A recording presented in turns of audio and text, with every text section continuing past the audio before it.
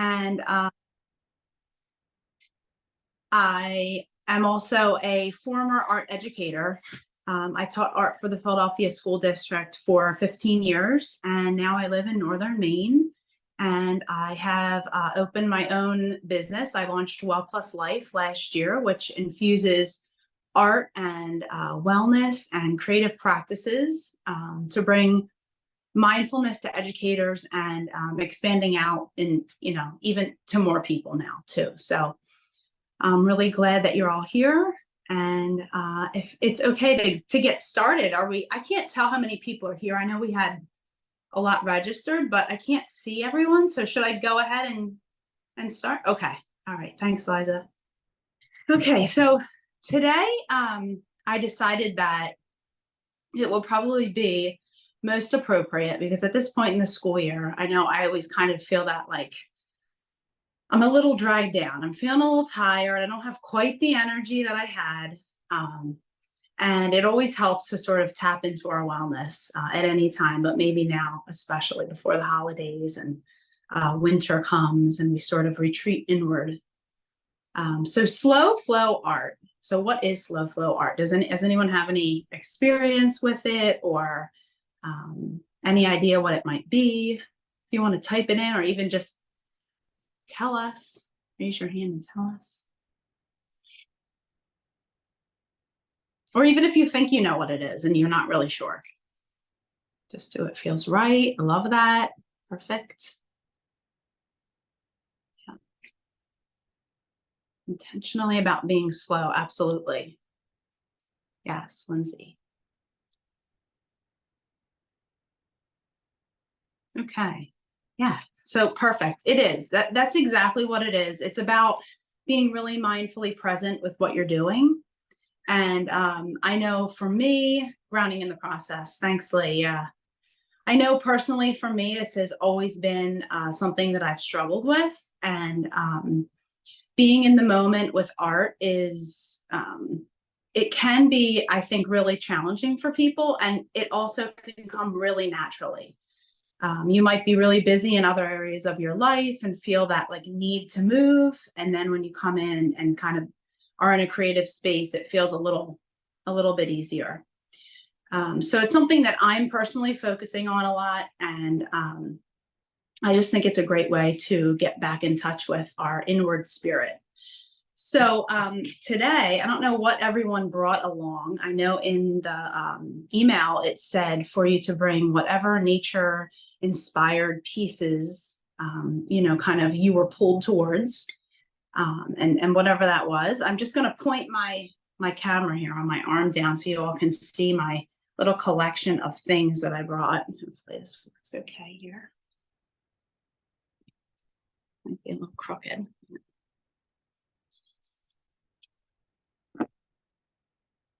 Okay, so, all right. I don't know what the view here is like, but I'm just going to bring some of them over here. So I have my little tray. I've got some. Is that pretty straight there for you guys? Yeah, it looks great, Char. Oh, perfect. Okay. So I've got some sticks, some dried flowers, some rocks, some shells, acorns. I found a leftover from summertime, I guess. Bee. There we go with that. We got a lot of patterns in it. Just really fascinated with small seeds that might come on some of these foraged items. I brought along a pumpkin in case maybe, I don't know, feeling fall inspired for sure. Some gourds and a pine cone. I also have some pumpkin seeds that already are spiced because I forgot to leave a few out. Know if anyone else makes pumpkin seeds that are spiced up with some certain things. I put some cinnamon and sumac and some other things on it. So all of these things are great for looking at when we want to think about shapes and repetition and kind of slowing down. So that's my foraged items. And if people want to type in what they brought along, that'll be great. We can get an idea of what people have. And then as far as art supplies, whatever you have is going to work. There's nothing that you need to have to do this. You can have a pencil and a pen, you can have paint, you can have, I brought along my inks, which if you've taken any of my other workshops, you know, these are a favorite of mine, and I'll do a demonstration with those. Oil pastels, I have watercolor brush pens. So whatever you have today is going to work to do this. You don't need anything special. Sounds good, Ashley. Like that, pine needles. Oh, I love that. Okay, perfect. All right, great. Well, I figured we would start out with a reading. It's just short because I don't want to take too much of our art making time away, and we only have an hour. But this is one of my absolute favorite books, and I come back to it again and again. It's Richard Wagamese, and it's Embers. And he is, I love his, if anyone else is familiar with his work, I love how he infuses his photos with his writing. So I have one here that is, they don't really always have titles. They kind of have sections often. This section, I'm not sure. I think it's just the first section. It doesn't have a full name, but I'll read you this short one. Okay, just kind of to set the tone for a calm, rejuvenating, inspiring art making session. I don't know the word for it, that space between seconds, but I've come to understand for myself that it's the punctuation of my life. Between each word, each thought, each moment is where the truth of things lies. The more intent I am on hearing it, seeing it, feeling it, incorporating it, the more precise the degree to which I'm focused on my life and the act of living. I want to dive into those small bits of silence. They contain the ocean of my being and our togetherness. So if I don't respond quickly, excuse me. I'm busy allowing the surf of consciousness to break over me so that I can stand on the coast of our unity and be more. And that's Richard Wagamese and Embers, and I can leave that in the chat. He's got several books, and wonderful, wonderful author. So I thought for today, to start out, we could write a little gratitude list, just to get our thoughts flowing and sort of get us going here with our gratitude. I'll read you a few of mine, although I'm sure you all have your own. Kindness, coffee, sunrises, sunsets, authenticity, courage, humility, reflection, tears, art, breath, home, trees, and I could go on, right? So we all have our gratitude that we're thinking about, and then we'll leave a little time for that, and then we'll go right into making our small cards. So you all can do that. I'm going to try do you want to try the music, Liza, or should I give it a shot again? What do you think? You can try also open the link, so if it doesn't work, I can do it on my end. Okay, great.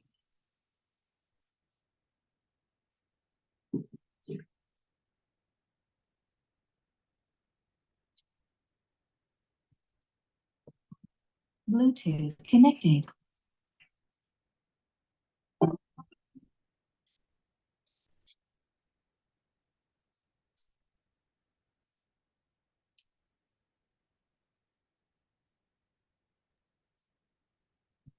I don't hear that. Do other people hear it?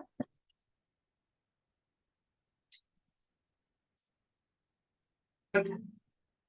Take it away, Liza. I don't know what's happening there. That's so bizarre to me. I don't get it. My speaker's under my phone, everybody that's on the screen wondering what's going on. It's really strange. So if you want to try it, Liza, that'd be great.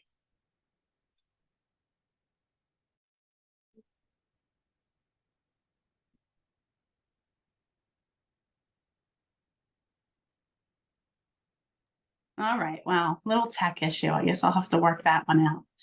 Yeah, I don't know. I've been on other Zooms where people have their speakers going and it sounds okay. But if you all want to put on your own, it's just a meditation music mix. So feel free. You have to share the sound.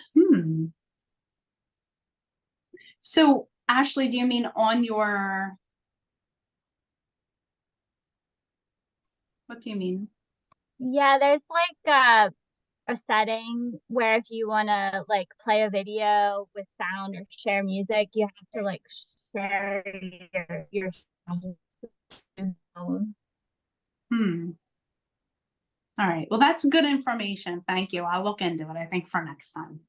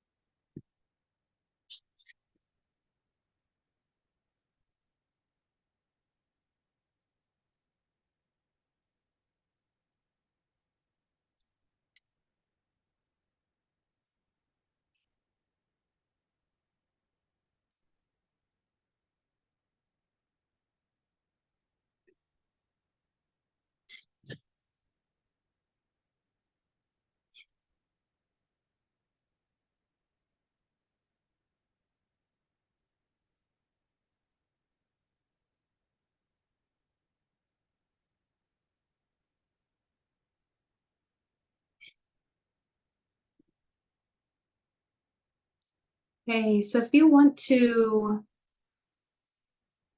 take a few more minutes to finish up those lists, and of course you can always go back to them.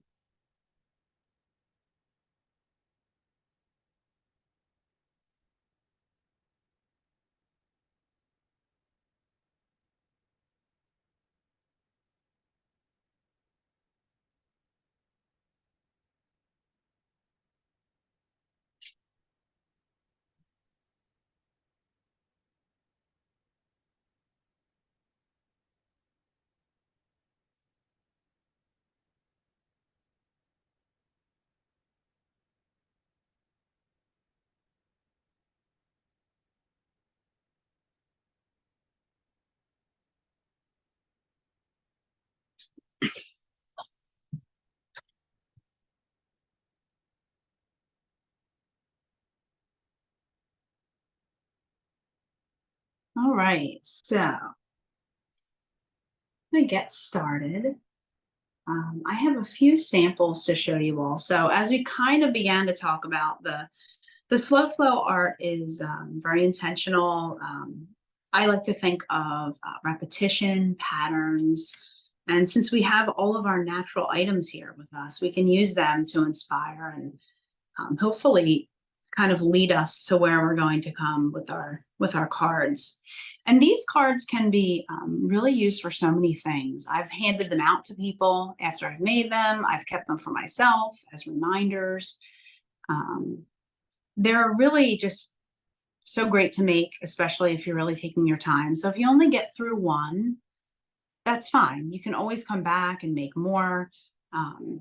Just maybe it's part of a routine or a ritual for you too. Like in the morning, you spend a little time, but they're certainly not anything that needs to be finished, or they can take a while, even though they are often small. So I have a few different samples. I'm just going to point my phone down so you guys can see them hopefully better. Okay, so first one, is that pointed the correct position so you can read it? It is.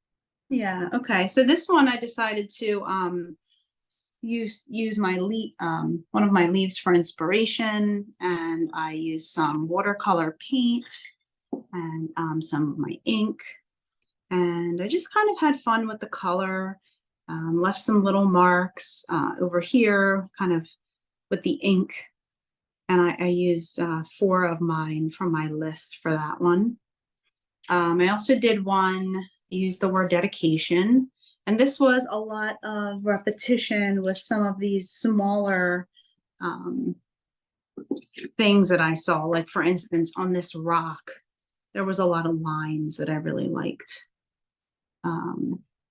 I was looking at the top of this acorn on the underside there, this sort of little cloud formation, little half circle. And then I just kind of had fun with this gigantic circle in the middle. I added the watercolor brush pen with some water on it. And I also did this one, so strength. And I used the resist with the oil pastels and some watercolor. And then I started another one, just the beginning of that other one. So as you can see, there are a variety of sizes. There's absolutely no right way to do it. It's all about your own creativity, having fun, and just really going for it. It's not, I mean, I know it was written in the original email that went out that it's just, this is not, we're not judging. This is completely free, right? So I hope that everyone is feeling like they can do that. And it doesn't matter if you draw or paint often, if you never do this, it makes absolutely no difference at all. Shar, can you just catch up? There were a few people who just joined when you, the making of the lists and the words. Could you just speak to that one more time? Yeah, sure. No problem. Yeah, so I just had everybody make a little gratitude list. I think my light has changed. Early this morning when I set this up, my light in my room here was perfect. And now I feel like it's so bright, which is great. Of course, we all want light, but hopefully you guys can see that okay. So I just wrote a little list just to get my thoughts going: family, friendship, strength, books, education, snuggles with Miles. Thankfully, he still wants snuggles. He's 10, so we have to get these times in, right? Going inward, bare feet, courage, season. So we just spent some time doing that. Hi, Lee. Thanks for coming. And then I showed a few of my items. I brought a pine cone, acorn.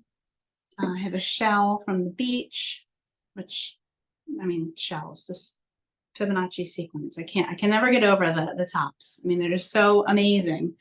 Lots of sticks. I'm pretty obsessed with roots, so I found this one.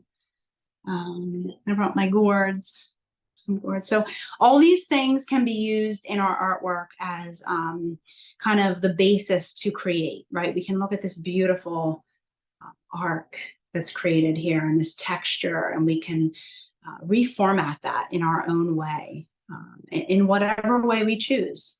And that's what I'm hoping that you all can do today. So I have a variety of cards here. I'm not going to point my camera down again right now, but I have all different sizes. You can feel free to kind of cut them out how you want. I just had a piece of paper, and I actually tore it first just to see how the edges would look.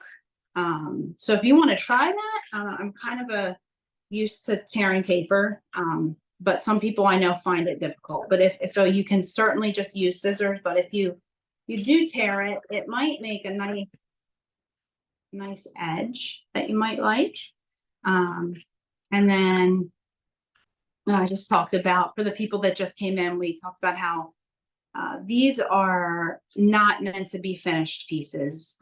All of these that I started could be continued on, and I don't want anyone to feel like they have to finish something today. This is kind of an ongoing project.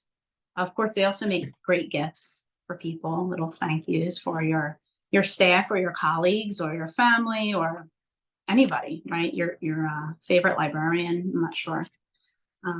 But Yeah, so using your gratitude list, and start maybe with words, or maybe you want to start with designs. I am going to do a demonstration just of the inks and kind of playing around with some of my materials. So you can feel free to kind of watch as we go, and or not. It's up to you. But I'm going to get going on that. If you have any questions or anything, please ask.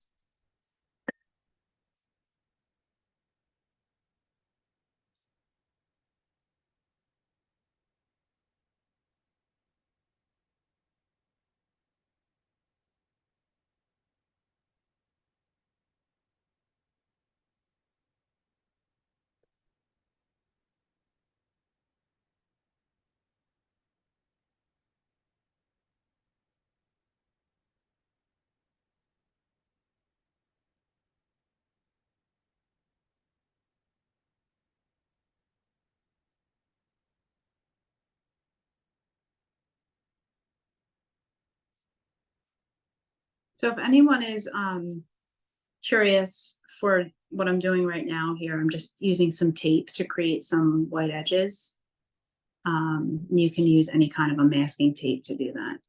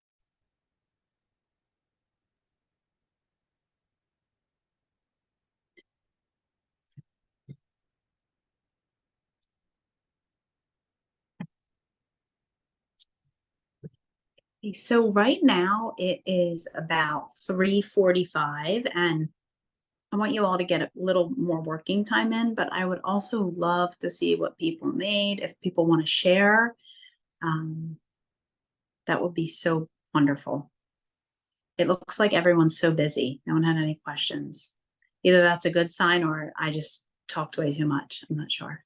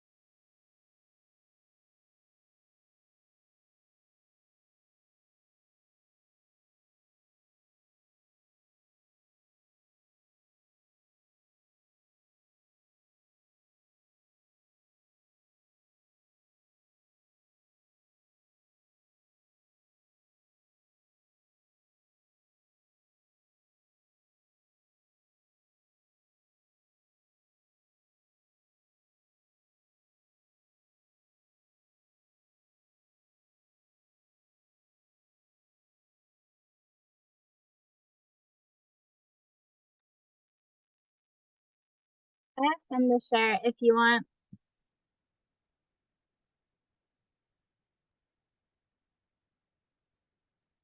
Yes, definitely. You can go ahead whenever you're ready. Okay. Well, first when I was collecting materials today, I thought, oh, I'm gonna like glue these things down to paper, but I turned out not doing that. So it was interesting to see how it changed. So this one I did Zoom backgrounds. It's just kind of there was this cool sticks. I just kind of traced like followed the line of the stick. Mm, I And then love I that. did some leaf rubbing, and I wrote beauty in the breakdown because I think I wanted more black and white because everything is just so colorful right now. So it's just that monotone for me. And then I did this one where I just, hold on, coming back, delete down the black masking tape for like a stained glass kind of feel, just Mm, to capture kind of those colors happening. But it was beautiful. very fun. Thank you. Oh, that's so great. I love beauty in the breakdown. What a great metaphor. I feel like we're constantly cycling in and out of doing or being or feeling that way. So that's, yeah, really cool. I love your art process too, rubbing and kind of using the sticks as a guideline. That's cool. And the fact that you changed it. I thought about gluing things too. And I also brought my glue, and it didn't come out this time, but yeah, that's so neat. It's interesting how it can change for sure. Thank you for Thank you. sharing. Yeah.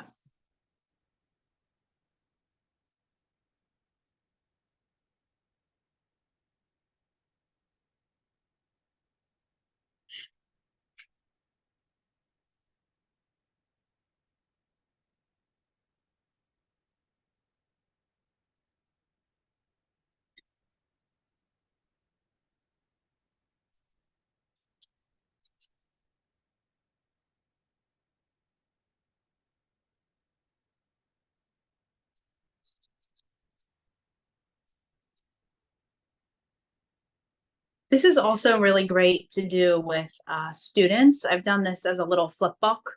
Put a little ring around it and or whatever. You can bind it any way you like if you're familiar with binding, and then they can look through their books or share them. It's a good calming activity sometimes when there's a transition, maybe from recess to coming in or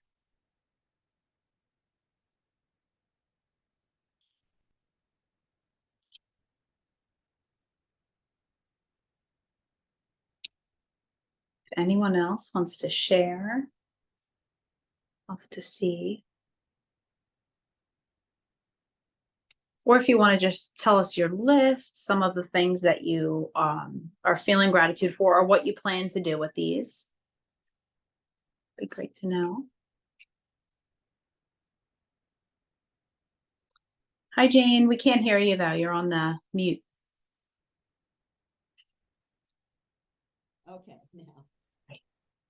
So I am a former elementary school teacher, currently helping with a nature-based preschool in Ipswich, Mass.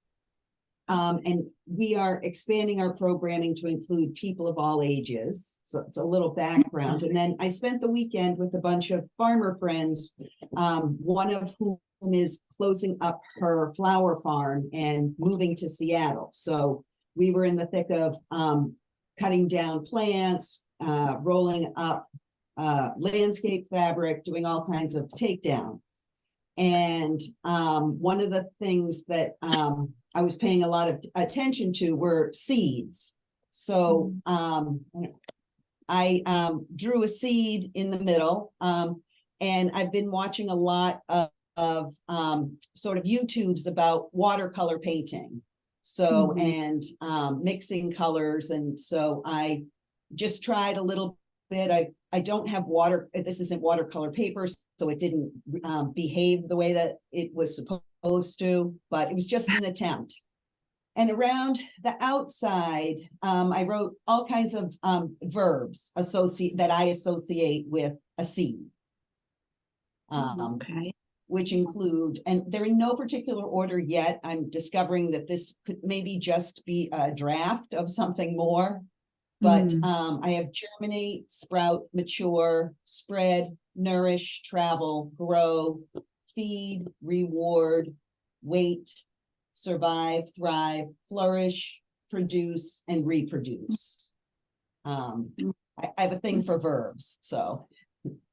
That's wonderful. I love that. And I absolutely agree with you that it could be a rough draft. I could see that on certainly watercolor paper, but even on another medium. Wood came to mind. I don't know. I love that. And I love how all of your words are just so much also a part of all of us humans, you know. So yeah, really, really wonderful. Thank you. Thank you. And keep doing the watercolor painting. It takes so long to really get the hang of it. I know it can be hard and difficult, but if you get the watercolor paper, you will see you're probably more like just kind of naturally able to do it when you have the correct paper too. So definitely keep it up. It's great. Thanks. Mm-hmm.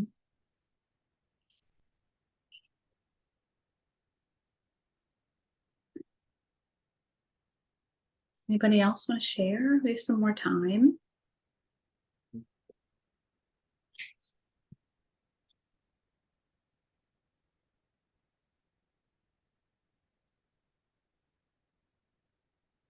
I'll try to share real quickly. So I was thinking how grateful I am for sight, first of all. So then I started some watercolor painting of some of the colors that move me the most, indigos and greens. And I was playing with horizontal lines. I love horizons. And then I took the petioles from my maple leaves, because then I decided I wanted to play with lines in a different way, and started weaving them through my paper. So these are all petioles.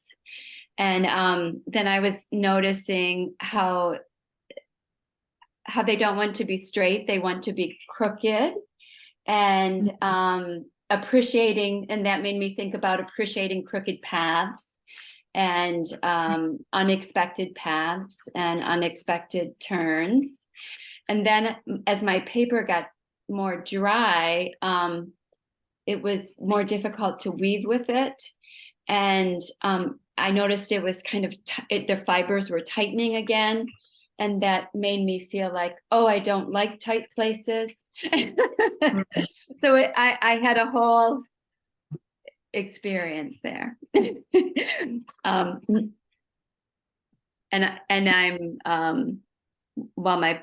I'm pleased with the process.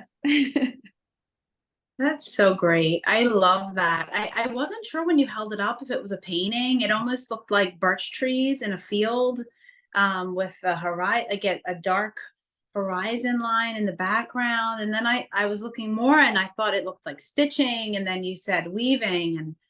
And I just love how you embrace that whole process of the crooked lines and then found the metaphor. And it's just so important, I think, in life to be flexible, and all these types of activities, processes, whatever we do, it kind of can take us back and remind us of that when we can get tight and rigid. I know I'm often tight and rigid, so we have to do these things, right, to remind ourselves that yeah, we have to go with the flow for sure. I love that, Lee. Thank you so much for sharing. Great. Shar, could you speak a little to your personal process for making time in your life, your day, your week, your months, whatever, to sit and do this, like, or stand, however you are, but to do the slow flow art? Yeah, so that's a really that's a long question, but I'll give you the short answer for that for sure. So I have always done art on the side. It's always been like my second job, so to speak. And then this past year, I completely stopped teaching. So this is my first year after well, I started in 2005. So since that, I've been, full time and doing art on the side. So this is the first time I'm home. I have my studio out back, which hopefully will get the Wi-Fi working in there so you all can see that at some point. But yeah, so this is what I've sort of always done. I've made time for it because it is who I am, and I felt like it really did heal me in so many ways. Through lots of crooked pathways I found myself down, and journeys that I've been on throughout my life. And it's always been a healing force for me. So I've always made the time. And sometimes it's been lots and lots of time. And sometimes it's been limited due to my schedule and, different things happening. But I've always made it a top priority, I think. And now being home and having more time to do the things that I guess mean the most to me has really brought into my full awareness how much gratitude I have for that and the opportunity to be home and do this and live this life that I think has been kind of growing inside of me for a long time, to be a full-time artist and wellness practitioner, which is a new term for me, but it is what I'm doing. So yeah, I think having projects and things that kind of, I wrote a children's book and illustrated it. So having that as a project that was ongoing for a while was a great way to bring it in and sort of make it a part of my everyday. And now I have another one that I'm doing for someone else of illustrations. But I think just making that time and saying to yourself, I'm going to do this for 5 minutes today, or I'm going to do this for 45 minutes, or whatever it is, maybe exercise comes easier for some people, or maybe that comes harder for some people. I don't know. I think we have to find the way that we get our routines in place, like those activities, and then try to tiny bits implement it in the things that maybe don't come as naturally. So sort of building those habits of sustainability. So I don't know if that answers the question. Y'all can see my website and you'll see more of my bio on there. Yeah, that kind of is the short story.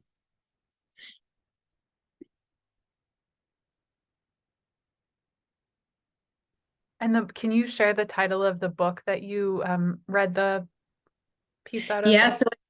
Yeah, I just actually saw the full PDF layout of it today. We're putting the final touches on it. It should be out soon for the first printing. It's called Fox's Winter Journey.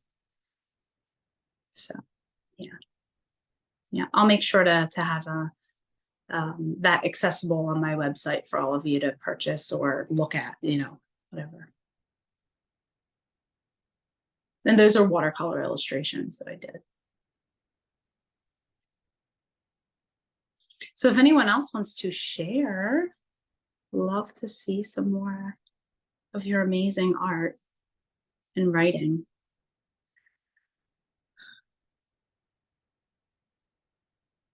Not sure how much time we have left here. Are we winding down? I think I don't want to take from anyone. Oh, it is 4. Okay. Yeah. So if anybody quickly wants to share, I don't want to take anyone's time. I know everyone's time is valuable.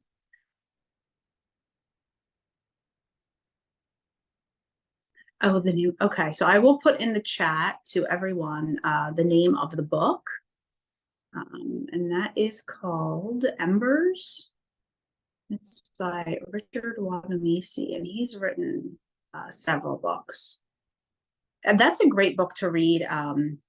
So for instance, in the morning or something, when you first wake up with coffee or tea, I would read, when I first read it for the first time, I read one every day, kind of like a daily reading.